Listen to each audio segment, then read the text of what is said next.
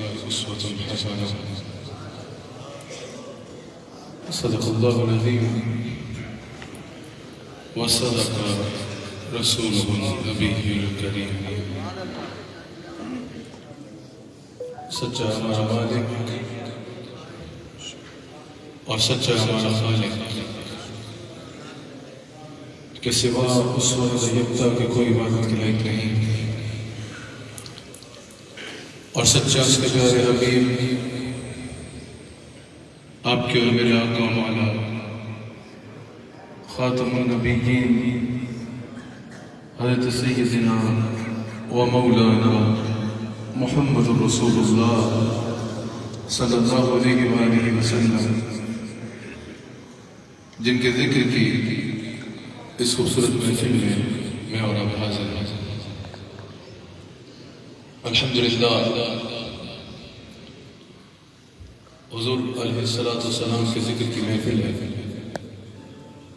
نئے سال کے آغاز کے لمحات ہیں، اور الحمدللہ اس مقام پر اس ملک میں بلکہ برِ صغیر کے سب سے بڑے اور سب سے مقدس ترین مقامات میں سے ایک مقام پہ ہم حاضر ہیں۔ سید الاولیاء سلطان الاولیاء حضرت داتا علی حجویری رضی اللہ تعالیٰ عنہ کے مزار اقدس پہ حاضر ہو کے رسول اللہ صلی اللہ علیہ وآلہ وسلم کے ذکر کے ساتھ سال کا آغاز کرنا، اس پر اللہ کا جتنا شکر ادا کریں کام کریں۔ لوگ اس موقع پر کہاں بھٹک رہے ہوتے ہیں، نافرمانیوں میں مصروف ہوتے ہیں، گناہوں میں مصروف ہوتے ہیں۔ اللہ نے ہمیں سب سے بڑا ذکر اور سب سے بڑے مقام اس ملک میں جو ہے اس میں حاضر ہو کر اس ذکر کا آغاز کرنے کی، اس سال کا آغاز کرنے کی توفیق عطا فرمائے۔ اللہ تعالیٰ اس دربار میں ہماری حاضری قبول فرمائے۔ 2 شب قبل بھی میں تقریباً رات کو یہاں گزار کے گیا رہا، بغیر بتائے ادھر داتا صاحب کے فقیروں کی طرح یہاں بیٹھ کے رات گزار کے گیا۔ الحمدللہ میں جب بھی لاہور آتا ہوں میری کوشش ہوتی ہے کہ کوئی بتائے بغیر، کوئی قافلہ لیے بغیر اکیلا فقیروں کی طرح یہاں کہیں چھپ کے بیٹھ کے وقت گزارتا ہوں۔ اللہ تعالیٰ حضرت داتا صاحب کی غلامی میں ہمیں وہ مقام عطا فرمائے۔ یاد رکھنا یہاں پر جب آتے ہیں نا، جو اپنے نام کی گونج بجانے کے لیے، اپنے نام کی گونج بنوانے کے لیے کام کرنا خدا کا واسطہ ہے، کوئی جگہ کا احترام ہوتا ہے، کوئی جگہ ہوتی ہے۔ یہاں پر اگر داتا صاحب موجود ہوں تو پھر کسی اور کی کوئی بات نہیں ہے۔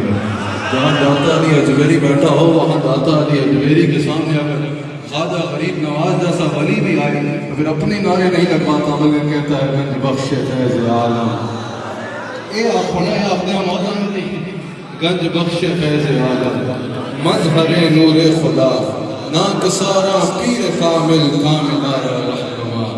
اللہ تعالیٰ ہم سب کو ان بارگاہوں کا ادب عطا فرمائے اور ان کا دامن تھام کے پھر اللہ تعالیٰ ہمیں عقیدوں کی وہ پختگی عطا فرمائے کہ جہاں پر بات کرنے کا موقع ہو وہاں پر اللہ بات کرنے کی ہمت اور طاقت عطا فرماتا رہے۔ میں دل کی عطا گہرائیوں سے مبارکباد پیش کرتا ہوں میاں اطہر صاحب کو اس خوبصورت محفل کے انعقاد پر۔ اللہ تعالیٰ ان کو مزید برکت عطا فرمائے اور اللہ تعالیٰ ان کی عیسائی کو اپنی بارگاہ میں قبول فرمائے۔ AIYQ-TV ہمارے نہایت ہی عزت کے لائق جناب حاجی عبدالرؤف صاحب، عامر فیاضی صاحب یہ مبارکباد کے مستحق ہیں کہ ہمیشہ لوگوں کو ذکر مصطفیٰ صلی اللہ علیہ وآلہ وسلم کے ساتھ جوڑے رکھنے کے لیے اپنی خدمات سر انجام دیتے ہیں۔ اللہ تعالیٰ حضرات کی توفیقات خیر میں برکت عطا فرمائے۔ اس عظیم مسجد اور مقام کے خطیب جناب مفتی رمضان سالوی صاحب بھی تشریف فرما ہے۔ اللہ تعالیٰ حضرت کی بھی توفیقات خیر میں برکت عطا فرمائے۔ میں نے تھوڑی دیر آپ سے کلام کرنا ہے، جتنی دیر آپ سے کلام کروں مجھے آپ کی بھرپور توجہ درکار ہوگی۔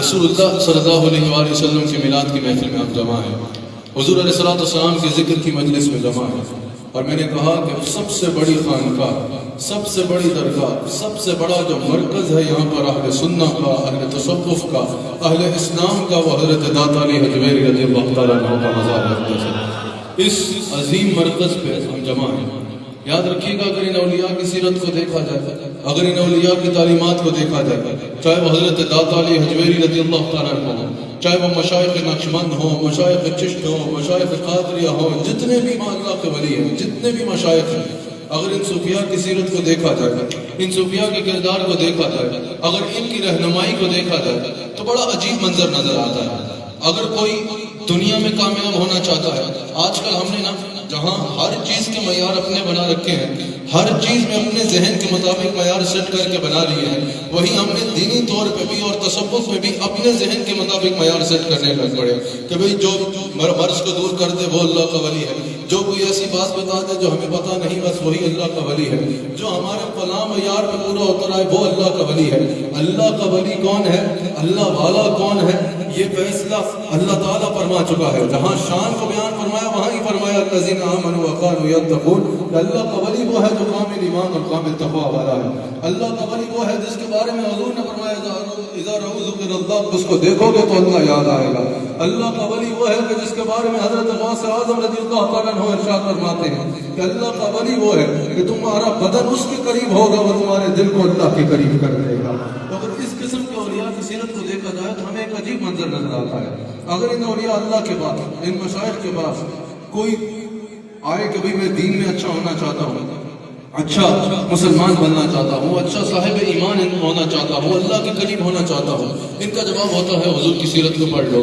کوئی تاجر آئے کہ میں اچھا تاجر بننا چاہتا ہوں، جواب ہوتا ہے کہ حضور کی سیرت طیبہ کو پڑھو۔ اگر کوئی بندہ کہیں جاب کرتا ہو، وہ کہے کہ میں جاب میں ترقی کرنا چاہتا ہوں، مجھے کوئی طریقہ بتائے، یہ کہتے ہیں کہ حضور کی سیرت طیبہ کو پڑھ لو۔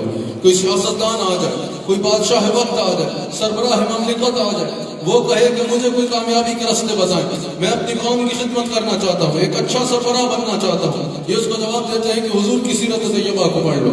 کوئی قانون دان آئے کہ میں اچھا قانون دان پڑھنا چاہتا ہوں، جواب ہوتا ہے کہ حضور کی سیرت کو پڑھ لو۔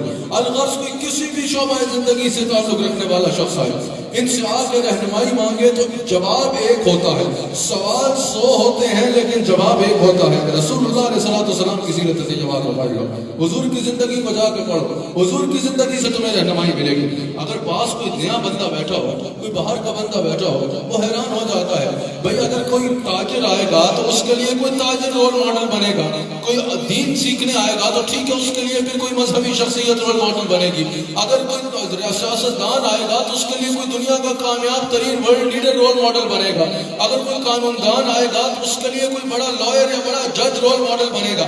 یہ کیا بات ہے؟ 100 سوالوں کا جواب ایک ہے، ایک شخصیت کے بارے میں بتایا جا رہا ہے کہ جس شعبے میں بھی کامیابی چاہتے ہو جاؤ اس کی سیرت طیبہ کو پڑھ لو۔ تو ہاں رسول اللہ صلی اللہ علیہ وسلم کے غلاموں، ہم اللہ کا شکر ادا کرتے ہوئے کہتے ہیں، اللہ کا شکر کرتے ہوئے کہتے ہیں کہ ہمارے نبی صلی اللہ علیہ وسلم کی ذات و ذات ہے جن کی سیرت اتنی مکمل ہے اور اس انداز میں کمپلیٹ کوڈ آف لائف، مکمل ضابطہ حیات ہے کہ کوئی جس شعبہ زندگی کا بندہ بھی ہوگا، میرے نبی صلی اللہ علیہ وسلم کی سیرت کو پڑھے گا تو میرے نبی کی سیرت اس کی رہنمائی کرتی نظر آئے گی۔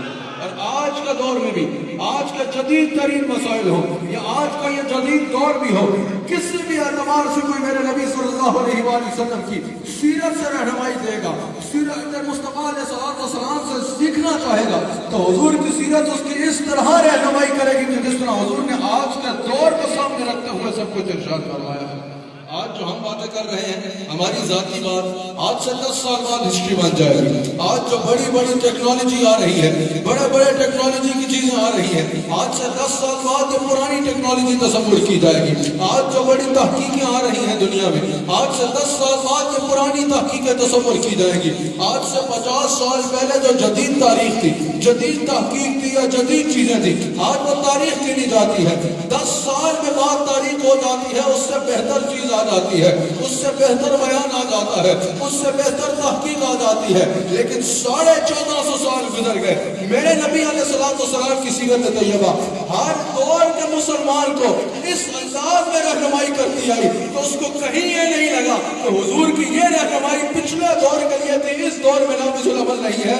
آج تک بھی یہ معاملہ ہے اور تا صبح قیامت دنیا میرے نبی علیہ السلام کا یہ زندہ معجزہ دیکھتی رہے گی کہ دنیا جتنی تیز رفتار سے آگے بڑھ جائے، ٹیکنالوجی جتنی تیز رفتار سے آگے بڑھ جائے، دنیا کی تحقیق جتنی تیز رفتار سے آگے بڑھ جائے جہاں پہنچے گی وہاں جا کے جب میرے نبی کی سیرت کو دیکھے گی اپنے آپ کو بہت پیچھا تصور کر کے یہ ماننے میں مجبور ہوگی کہ قیامت تک آنے والے ہر دور کے مد نظر رکھ کے مصطفیٰ علیہ السلام ہر چیز کا مکمل بیان فرما چکے ہیں، ہر چیز کا مکمل بیان فرما چکے ہیں۔ اللہ اکبر۔ میرے نبی علیہ السلام کی سیرت مکمل ضابطہ حیات ہے۔ جب انسان دنیا میں ریئل لائف میں قدم رکھتا ہے، زیر تعلیم ہوتا ہے، زیر کفالت ہوتا ہے تو بات اور ہوتی ہے۔ جب انسان حقیقتاً دنیا میں قدم رکھتا ہے تو پھر اس کو مختلف تجربات ہوتے ہیں، مختلف افکار کے لوگ اسے ہر راستے پہ ملتے ہیں، ہر طرف سے اس کو صدا آ رہی ہوتی ہے کہ اگر کامیاب ہونا چاہتے ہو تو اس راستے پہ آ جاؤ۔ مختلف افکار کے لوگوں کا اس کو ہر موڑ سے سامنا ہوتا ہے۔ جب انسان یہ فیصلہ کرنا مشکل پا رہا ہوتا ہے نا کہ کدھر جاؤں تو کامیاب ہوں گا، ہر کوئی کہہ رہا ہے ادھر آؤ، ہماری طرف آؤ تو کامیاب ہوگا، باقی طرف ہلاکت ہوگی۔ انسان جب دنیا کے رستوں میں گم جاتا ہے اس وقت انسان توجہ اپنے رب کی طرف کرتا ہے کہ یا اللہ میں کامیاب انسان بننا چاہتا ہوں، دنیا کے رستوں میں گم چکا ہوں، دنیا کی تاریکیاں مجھے پریشان کر رہی ہیں، میں فیصلہ نہیں کر پا رہا کہ کس راستے پہ جاؤں تو کامیاب ہوں گا۔ اس وقت جب انسان اللہ کی طرف توجہ کرتا ہے، اپنے رب سے رہنمائی چاہتا ہے، اس وقت اللہ تعالیٰ بندے سے سوال فرماتا ہے، تو کامیاب انسان ہونا چاہتا ہے؟ بندہ کہتا ہے ہاں یا اللہ۔ تو دنیا میں عزت کمانا چاہتا ہے؟ ہاں یا اللہ عزت کمانا چاہتا ہوں۔ تو میرے بھی قریب ہونا چاہتا ہے؟ ہاں یا اللہ تیرے بھی قریب ہونا چاہتا ہوں۔ تو ایک کامل مومن بھی بننا چاہتا ہے؟ ہاں یا اللہ کامل مومن بھی بننا چاہتا ہوں۔ تو دنیا میں عزت کے ساتھ مال بھی کمانا چاہتا ہے؟ ہاں یا اللہ رزق حلال میں بھی کثرت چاہتا ہوں۔ تو دنیا میں منصب اور عزت بھی چاہتا ہے؟ ہاں یا اللہ دنیا میں عزت اور منصب بھی چاہتا ہوں۔ اس کے ساتھ تو قبر بھی اچھی کرنا چاہتا ہے؟ ہاں یا اللہ قبر بھی اچھی کرنا چاہتا ہوں۔ اچھا تجھے جنت میں بھی جانا ہے؟ ہاں یا اللہ یہ سب کچھ بھی چاہیے اور جنت میں جانا بھی چاہتا ہوں۔ اللہ تعالیٰ فرماتا ہے اگر یہ ساری کامیابیاں تجھے درکار ہے تو پھر آگے پیچھے کیوں بھاگتا ہے؟ لقد کان لکم فی رسول اللہ اسوۃ حسنہ، شاہ میرے نبی کے نقش قدم کو فالو کر، میرے نبی کے سیرت طیبہ کو فالو کر، میرے نبی کے اسوہ جو ہے میرے نبی کی سیرت اس کو فالو کر، وہ بہترین نمونہ ہے، ساری کامیابی تجھے دربار مصطفیٰ سے مل جائے۔ یعنی فرمایا محمد رسول اللہ صلی اللہ علیہ وآلہ وسلم is the best personality to follow۔ اگر تم کامیابی چاہتے ہو تو سب سے کامل شخصیت جو ہے جن کے نقش قدم پہ چل کر تم کامیاب ہو گے وہ رسول اللہ صلی اللہ علیہ وآلہ وسلم کی سیرت طیبہ۔ حضور کی ذات کو اللہ نے ہمارے لیے رول ماڈل بنایا ہے، ہمارے لیے اللہ تعالیٰ نے حضور کی سیرت طیبہ کو رول ماڈل بنایا ہے۔ مسلمان ہو اللہ کا شکر کرو، اللہ نے حضور کو امتی بنایا، اللہ کا شکر کرو۔ حضور کو امتی ہو کر رول ماڈل کسی دنیا دار کو بناؤ، حضور کو امتی بن کر رول ماڈل کسی اور کو بناؤ، حضور کو رول ماڈل بناؤ گے تو صرف یہ نہیں کہ نماز روزہ حج زکات کے مسائل میں اچھے ہو جاؤ گے، حضور کو رول ماڈل سیاستدان بنائے گا تو بہترین لیڈر بنے گا، تاجر بنائے گا تو بہترین بزنس مین بنے گا، حضور کو رول ماڈل اگر قانون دان بنائے گا تو بہترین قانون دان بنے گا، حضور کو رول ماڈل زندگی کے کسی بھی شعبے سے تعلق رکھنے والا بنائے گا، وہ دیکھے گا اس کو محسوس یہ ہوگا کہ ساری کی ساری تعلیم اس کے اور اس کے شعبے کے بارے میں ارشاد فرمائی جا رہی ہے۔ کوئی میرے نبی علیہ السلام سے رہنمائی مانگے تو صحیح، کوئی میرے نبی علیہ السلام کی طرف دیکھے تو صحیح۔ اس آیت میں اللہ کریم نے امت مسلمہ کے لیے اور رہتی دنیا کے لیے حضور کی سیرت طیبہ کو ایک بہترین نمونہ قرار دے دیا۔ جب ہم سیرت کا لفظ استعمال کرتے ہیں، یہ جو نئے سال کی رات ہے نا اس کو لوگ گناہوں میں گزارتے ہیں، اصل میں یہ رات جو ہے وہ اپنے پچھلے سال کے معاملات پہ توجہ کرنے کی رات ہے، اپنے گناہوں پہ توجہ کر کے ان سے منت کے حضور معافی مانگنے کی رات ہے، پھر آگے کے لیے اچھی نیت کرنے کی رات ہے، آنے والے سال کے لیے بہترین نیت کی رات ہے۔ اس لیے میں یہ چند باتیں آپ سے کر رہا ہوں کہ آنے والے سال میں تو یہاں بیٹھے ہیں کہ پوری دنیا میں کیوں ٹی وی پہ یہ پروگرام سن رہے ہیں، آنے والے سال میں یہ نیت کرو کہ اب ہم نے دائیں بائیں نہیں دیکھنا، جس اعتبار سے بھی کامیاب ہونا چاہتے ہیں ہم نے اپنا خضر رسول اللہ علیہ السلام کی سیرت طیبہ کو بنانا ہے۔ اللہ اکبر۔ حضور علیہ السلام کی جب سیرت کی بات کرتے ہیں تو حضور کے جتنے اقوال ہیں، جتنے افعال ہیں، جتنے اعمال ہیں، جتنے احوال ہیں، جتنی عادات و اطوار ہیں وہ سب سیرت میں شامل ہوتی ہیں۔ حضور نے جو کہا، حضور نے جو کیا، حضور نے جو کرنے کو کہا، حضور نے جو فرمایا وہ سب حضور علیہ السلام کی سیرت طیبہ میں شامل ہے۔ اور حضور علیہ السلام کی تمام اقوال، تمام احوال، تمام عادات، تمام افعال کو اللہ تعالیٰ نے محفوظ کرنے کا بھی انتظام فرمایا۔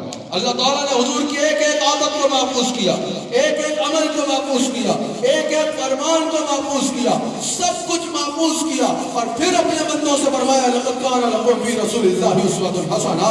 اب اگر کامیاب ہونا چاہتے ہو تو میں نے مصطفیٰ کی زندگی کو سیو کر کے تمہارے آگے پیش کر دیا ہے، اس کو فالو کرو، ہر راستے کی کامیابی تمہیں اس میں مل جائے گا۔ لیکن مزے کی بات یہ ہے اس دنیا میں بڑے بڑے لوگ گزرے ہیں، بڑے بڑے ورلڈ لیڈرز بھی اس دنیا میں گزرے ہیں۔ سکندر اعظم جیسے لوگ بھی گزرے ہیں کہ ایک ایک وقت میں پوری پوری دنیا میں ان کی حکومت ہوا کرتی تھی۔ بڑے بڑے ورلڈ لیڈرز گزرے، بڑے بڑے جو ہے وہ سپہ سالار گزرے، بڑے بڑے بزنس مین گزرے، بڑے بڑے کھلاڑی گزرے، بڑے بڑے سٹارز گزرے جن کو دنیا سٹار تصور کرتی تھی۔ لیکن آج یا ان کے نام باقی ہیں یا ان کے چند کام باقی ہیں جو قابل ذکر ہیں۔ مثال کے طور پر سکندر اعظم کا بہت بڑا نام ہے، ایک وقت میں پوری دنیا میں اس کی حکومت تھی، کسی ایک ملک یا کسی ایک شہر میں نہیں، پوری دنیا میں اس کی حکومت کا طوطی بولتا تھا۔ سکندر اعظم کو آج اگر کوئی فالو کرنا چاہے، مثال کے طور پر یہاں اسٹیج پہ کوئی اٹھے اور بولے کہ میں سکندر اعظم بننا چاہتا ہوں، تو چلو اس کی خواہش تو اچھی ہے، ایک شہر یا ایک ملک کی کیا پوری دنیا کی حکومت کا خواب دیکھ رہا ہے، اچھا ہے، خواب دیکھنے میں کیا حرج ہے، چلو پوری دنیا کا خواب دیکھے گا، کسی ایک نہ ایک شہر کو تو پکڑ ہی لے گا۔ اگر کوئی اٹھے کہ بھئی میں جو ہے وہ سکندر اعظم بننا چاہتا ہوں، اب چلو خواہش تو اچھی ہے، تم سکندر اعظم بننا چاہتے ہو، اس نے پوری دنیا میں حکومت کی، تمہاری بھی حکومت کی خواہش ہوگی۔ لیکن اگر وہ بندہ کہے کہ اب میں نے کھانا بھی ویسے کھانا ہے جیسے سکندر اعظم کھاتا تھا، میں نے پانی بھی ویسے پینا ہے جیسے سکندر اعظم پیتا تھا، میں نے بیٹھنا بھی ویسے ہے جیسے سکندر اعظم بیٹھتا تھا، میں نے ناخن بھی ویسے کاٹنے ہیں جیسے وہ کاٹتا تھا، میں نے اپنی جوتیاں بھی ویسے پہننی ہیں جیسے وہ پہنتا تھا، میں نے لیٹنا بھی ویسے ہے جیسے وہ لیٹتا تھا، میں ہاتھ بھی ویسے دھوؤں گا جیسے سکندر اعظم دھوتا تھا۔ اللہ اگلا بندہ کہے گا عقل کو ہاتھ مارو، اس سب کی کس کو پرواہ ہے، کس کو پتا کہ وہ کیسے کھاتا تھا، کس کو پتا کہ وہ کیسے پیتا تھا، کس کو پتا کہ وہ ناخن کیسے کاٹتا تھا، اور اس سے کس کو غرض کہ وہ یہ کیسے کرتا تھا، بس اس کی یہ بات قابل ذکر ہے، اس نے پوری دنیا میں حکومت کی، یہ چیز باقی ہے، باقی اس کی عادات و اطوار کی کس کو پرواہ ہے، چلو یہ تو دنیا دار ہے۔ بڑی بڑی جلیل القدر شخصیات تشریف لائی، حضرت آدم علیہ السلام سے لے کر حضرت عیسیٰ علیہ السلام تک، حضور علیہ السلام سے پہلے حضور خاتم النبیین ہے، حضور سے پہلے کم و بیش 1,24,000 انبیاء تشریف لائے، چند کے نام باقی ہیں اور جن کے نام باقی ہیں تمام کا رتبہ بلند ہے، سب کا احترام ہم پہ لازم ہے، سب پر ایمان ہے، سب کا احترام کرنا ہم پہ لازم ہے، لیکن چند کے نام لوگوں کو پتا ہے، اور ان چند کے نام پتا ہے، ان چند کے چند کام لوگوں کو پتا ہے، افعال لوگوں کو پتا ہے، ان کی سیرت کے بارے میں بہت مختصر معلومات ہے لوگوں کے پاس، لیکن میں قربان نہ جاؤں سیرت مصطفیٰ پہ، میں قربان نہ جاؤں ذات مصطفیٰ پہ، میں قربان نہ جاؤں مصطفیٰ صلی اللہ علیہ وسلم کی شان پہ۔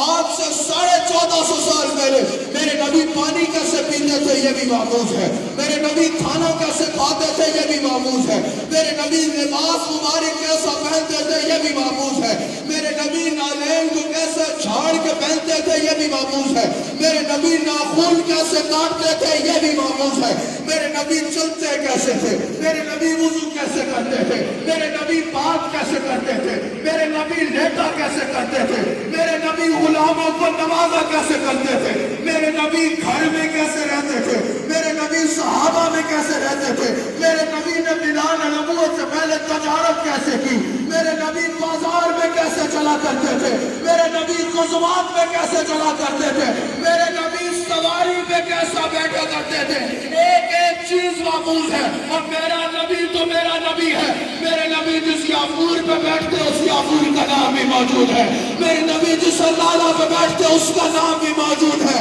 آج سے 100 سال پہلے لاہور کا گورنر کون تھا کسی کو نہیں پتا ہوگا، آج سے 100 سال پہلے لاہور پہ حکومت کس کی تھی کسی کو نہیں پتا ہوگا، لیکن دنیا کے کسی کونے میں چلے جاؤ، کسی بچے کو پکڑ کے پوچھو میرے نبی کی مسجد میں اذان دینے والے مؤذن کا نام کیا تھا، بلال حبشی کا نام بچے کو یاد ہوگا۔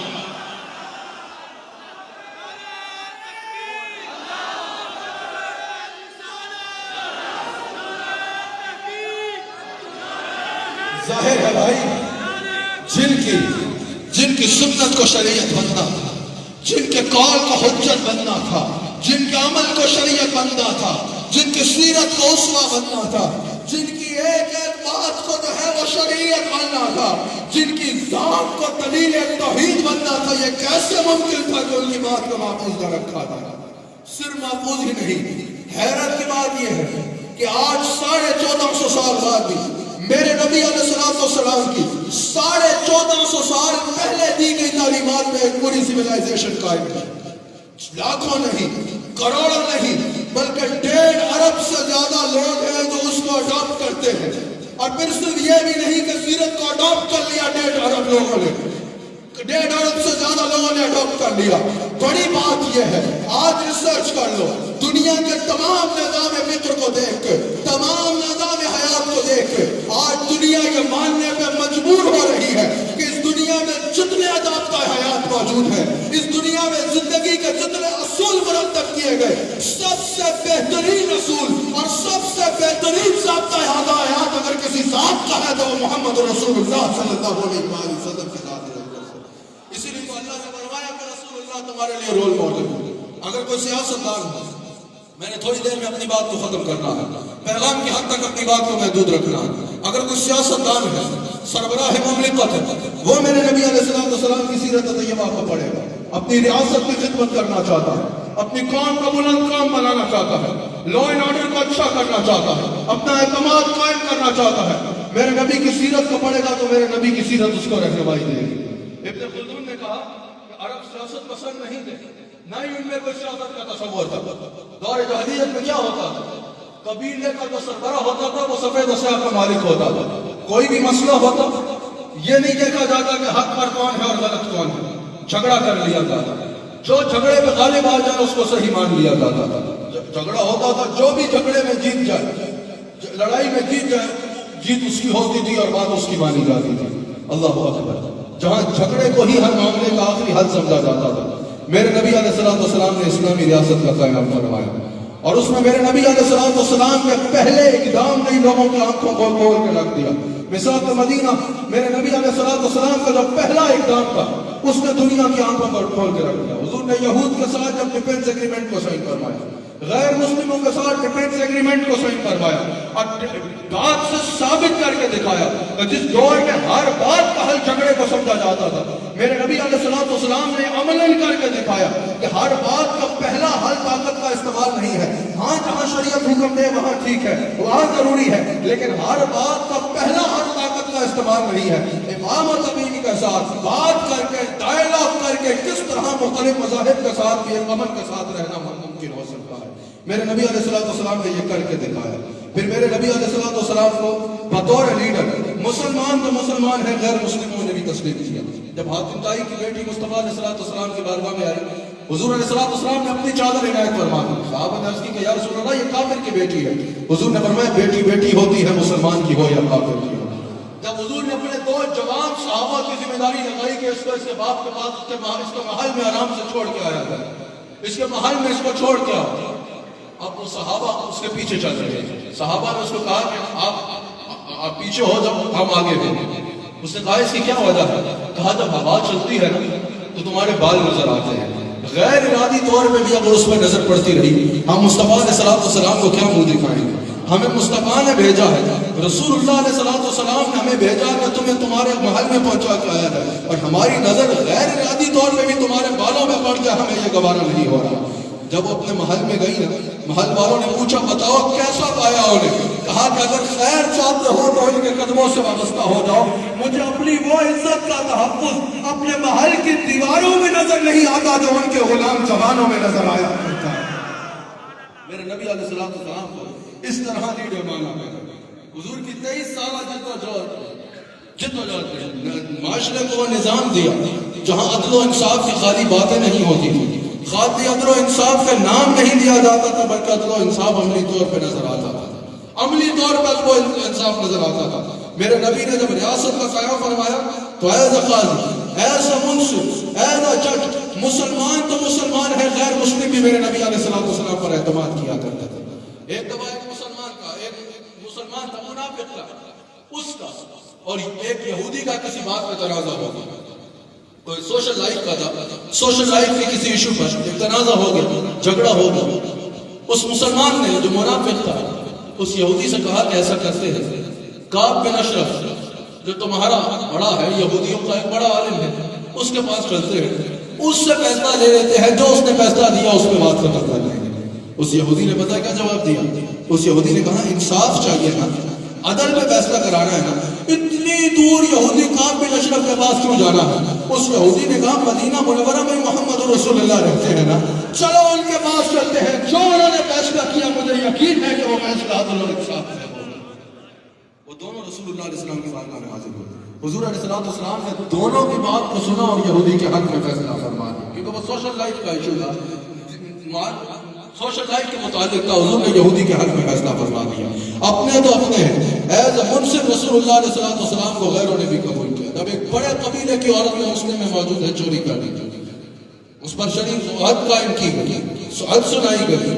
حضور علیہ السلام سے صحابہ نے عرض کی کہ یا رسول اللہ صلی اللہ علیہ وسلم، یہ بہت بڑے خاندان کی عورت ہے، بہت بڑے قبیلے کی عورت ہے، اس کو اگر معاف کر دیا جائے؟ حضور علیہ السلام نے فرمایا ہرگز نہیں۔ حضور نے فرمایا تم کہتے ہو معاف کر دیا جائے، اگر میری کوئی قریب سے قریب رشتے کی خاتون بھی، میرے سے قریبی ترین رشتے کی خاتون یہ کام کرتی تو میں یہی حکم دیتا تو اس کے لیے دے رہا ہوں۔ یہ حضور علیہ السلام نے انصاف کی مثال قائم فرما کے دکھایا کہ عدل یہ نہیں کہ اگر کوئی امیر کا بیٹا ہے یا کوئی کسی رئیس کا بیٹا ہے یا اگر کوئی خود سیاستدان ہے یا قانون بنانے والا ہے، وہ اور اس کا خاندان جو ہے وہ قانون سے مبرہ ہوگا۔ حضور نے فرمایا قانون کے آگے جیسے بادشاہ پیش ہوگا ویسے ہی غلام پیش ہوگا، اور جو قانون غلام کے لیے ہوگا وہی قانون بادشاہ کے لیے ہوگا۔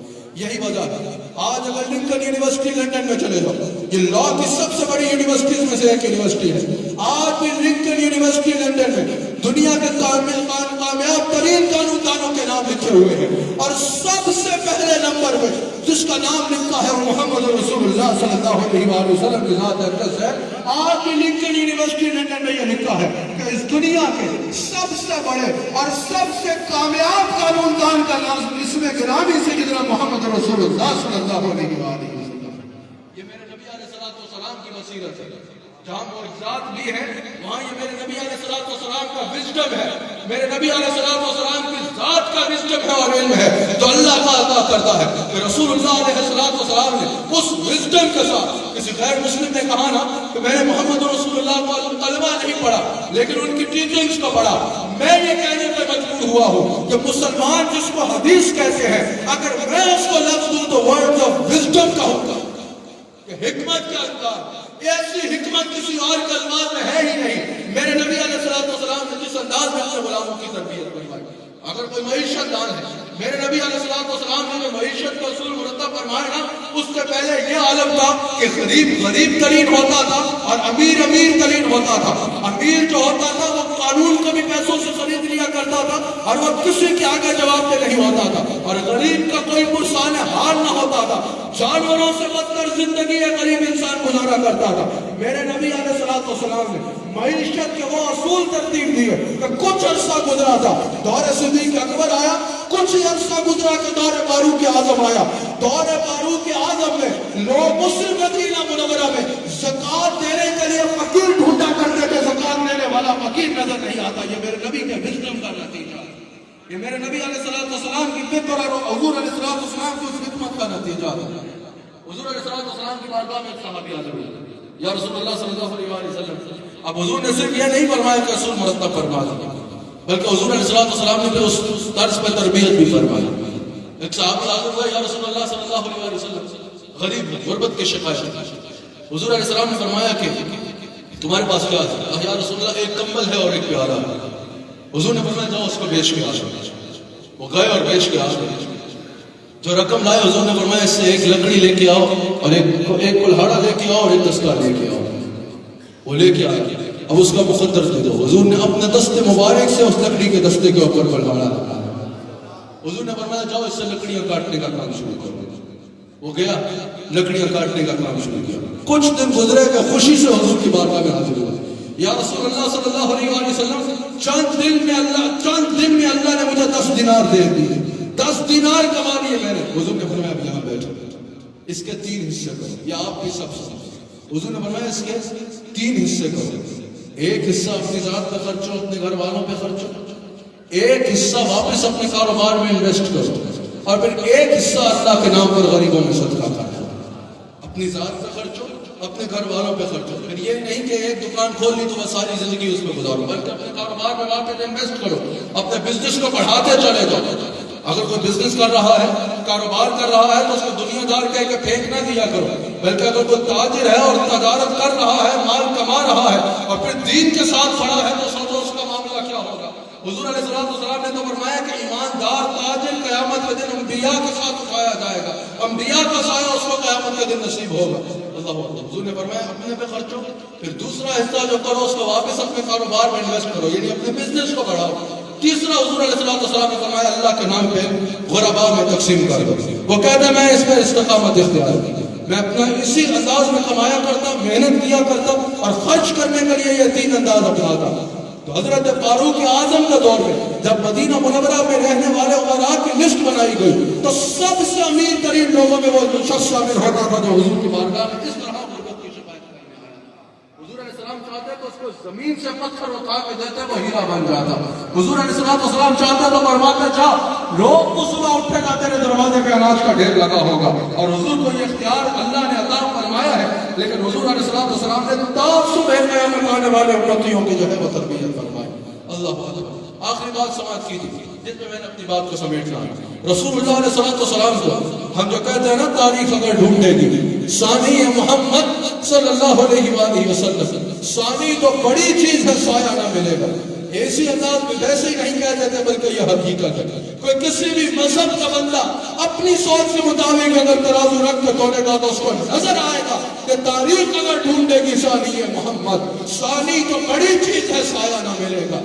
ایسے تو نہیں مائیکل ہارٹ نے دی 100 کتاب جب لکھی، دنیا کی ریسرچرز کو اپنے ساتھ ملایا، دنیا کی بڑی بڑی یونیورسٹی سے ریسرچرز کو لیا، سارے ریسرچرز کو ساتھ ملایا، اور ریسرچ کر کر کے دنیا میں کامیاب لوگوں کے نام اکٹھے کیے، کامیاب لوگوں کے نام کو بھی کھنگالتا گیا۔ اور دینی اعتبار سے نہیں، دنیاوی اعتبار سے بھی دیکھ رہا تھا کہ کس کی بات کا کتنا اثر ہوا، کس کی بات نے کس طرح لوگوں کو فکر کو تبدیل کیا، کس کی ذات نے کس طرح انسان سازی کی اور لوگ اس کے ساتھ جڑتے چلے گئے۔ اس نے دنیا کے 100 نام اکٹھے کیے کامیاب ترین لوگوں کے، اس 100 میں سے مزید کھنگالا 90 نام نکالے، ان کا بھی کھنگالا تو 10 نام نکالے، پھر اپنے سارے ریسرچرز کے ساتھ ان 10 ناموں کو کھنگالتا رہا، 5 نام نکالے، اور پھر 1 نام نکالتا ہے اور کہتا ہے میں اس نتیجے میں پہنچا ہوں کہ یہ بندہ دنیا کا سب سے کامیاب ترین انسان ہے، اور وہ نام کسی اور کا نہیں تھا، وہ نام محمد رسول اللہ صلی اللہ علیہ وسلم۔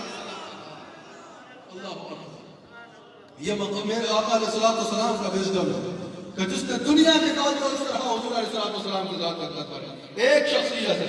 عرب کے ریگستانوں میں تشریف جلوہ گر ہوتے ہیں، یہ پسند نہیں فرماتے کہ مال دنیا کی کثرت ہو، بچپن میں بھی مال دنیا کو بچپن میں کثرت کو قبول نہیں فرماتا، ورنہ تو ان کے قدموں کی خاک ہے سب کچھ اس کے بعد جو ہے۔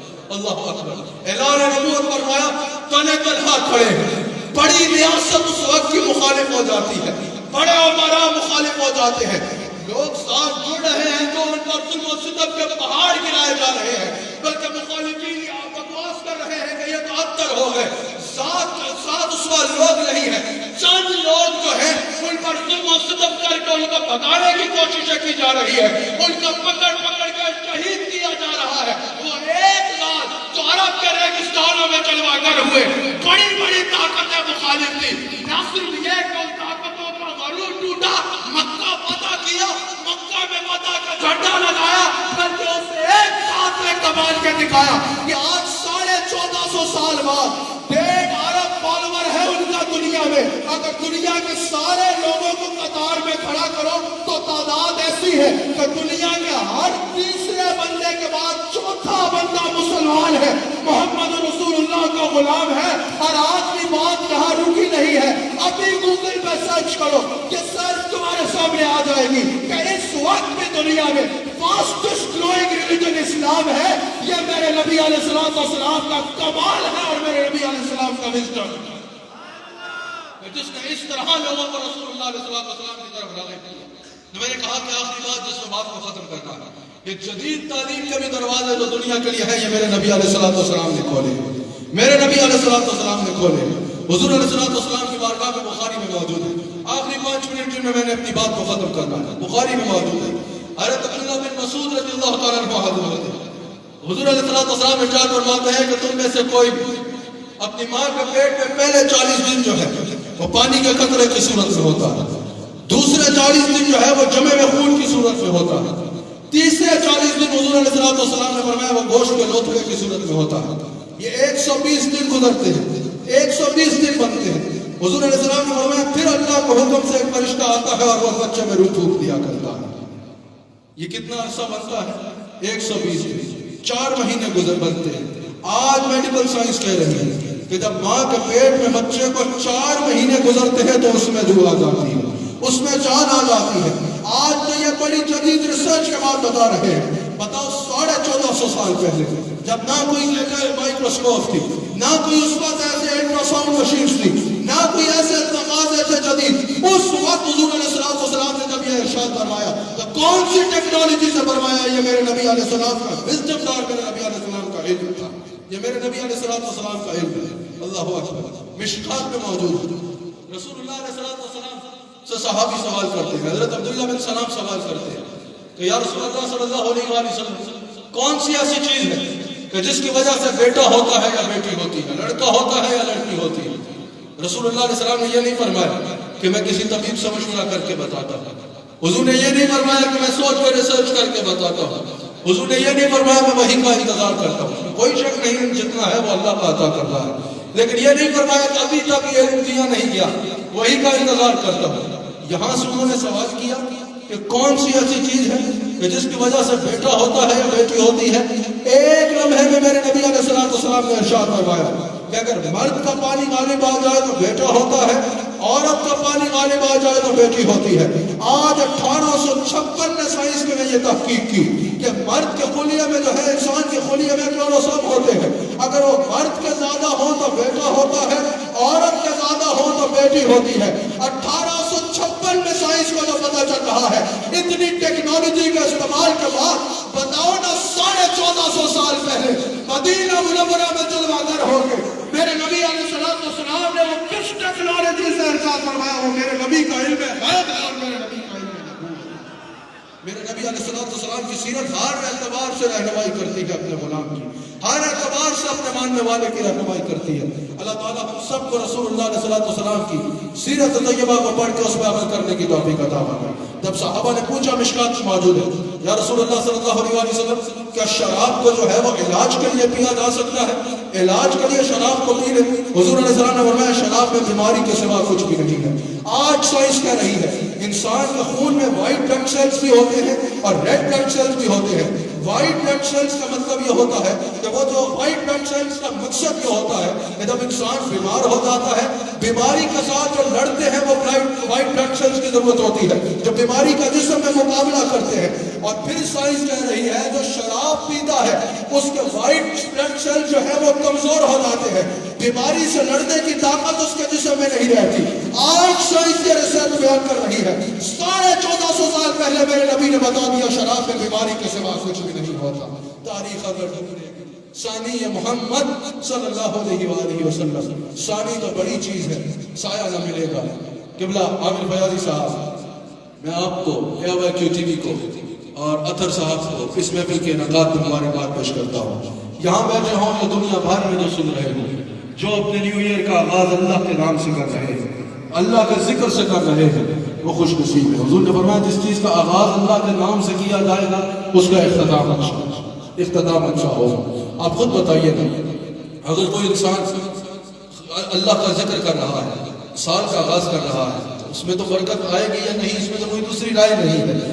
اللہ کی طرف سے برکت اور رحمت آئے گی ہی آئے گی، لیکن دوسری جانب اگر وہ اللہ کی نافرمانی سے اپنے سال کا آغاز کر رہا ہے تو پھر اس کی زندگی میں نحوست کے علاوہ کس چیز کی توقع کی جا سکتی ہے؟ اللہ تعالی ہم سب کو ذکر کے ساتھ خیر کے ساتھ ہر سال کا آغاز کرنے کی توفیق عطا فرمائے.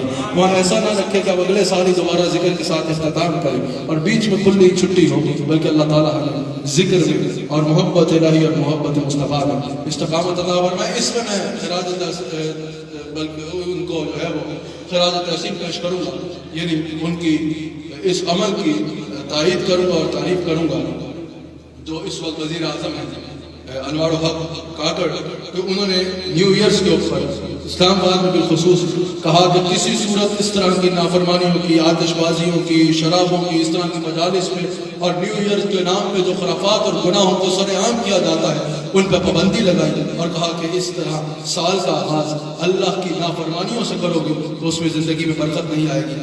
یہ کام بھی ان کا اچھا ہے. پچھلے دنوں بھی انہوں نے ایک جگہ پر سب کو سامنے بٹھا کے کہا کہ مسلمان پرامن ہوتا ہے، مسلمان کسی کو تکلیف نہیں دیتا، مسلمان ہر انسان کا کوئی کسی بھی مذہب سے تعلق رکھنے والا ہو اس کو تحفظ بھی دیتا ہے، اور مسلمان ہر مذہب کے بندے کو جو ہے وہ امن سے رہنے کی اجازت دیتا ہے اسلام.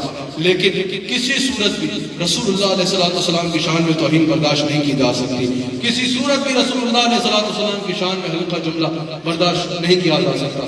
تعاونوا علی البر والتقوی ولا تعاونوا علی الاثم والعدوان. اس کام کی ان کی قابل تعریف کام ہے، تو میں تعریف کرتا ہوں. اللہ تعالیٰ ہر کسی کو ان کو بھی استقامت دے، اور جو بھی رسول اللہ علیہ السلام کے دین کے ساتھ کھڑا ہو اور اسلام کے ساتھ کھڑا ہو، اللہ تعالیٰ اس کو اس کے نیک مقاصد میں کامیابی دے. جو دین کے ساتھ کھڑا ہوگا ہم اس کام میں اس کے ساتھ کھڑے ہوں گے، اور چاہے جو بھی ہو، اگر حضور علیہ السلام کے دین کے مخالف کھڑا ہوگا تو جتنی بڑی طاقت کیوں نہ ہو ہم اس کے مخالف کھڑے ہوں گے. اللہ تعالیٰ ہم سب کو رسول اللہ علیہ السلام کو نمک حلال اور وفادار رہنے کی توفیق عطا فرمائے. دوران گفتگو اگر مجھ سے کوئی غلطی ہوئی تو میں صدق دل سے اللہ کی بارگاہ میں توبہ کرتا ہوں. ماشاءاللہ رمضان سیالی صاحب بھی تشریف فرما ہے. اللہ تعالیٰ حضرت کو، داتا صاحب کی ساری کمیٹی اور ساری انتظامیہ کو ان کی خدمات میں ان کو استقامت عطا فرمائے.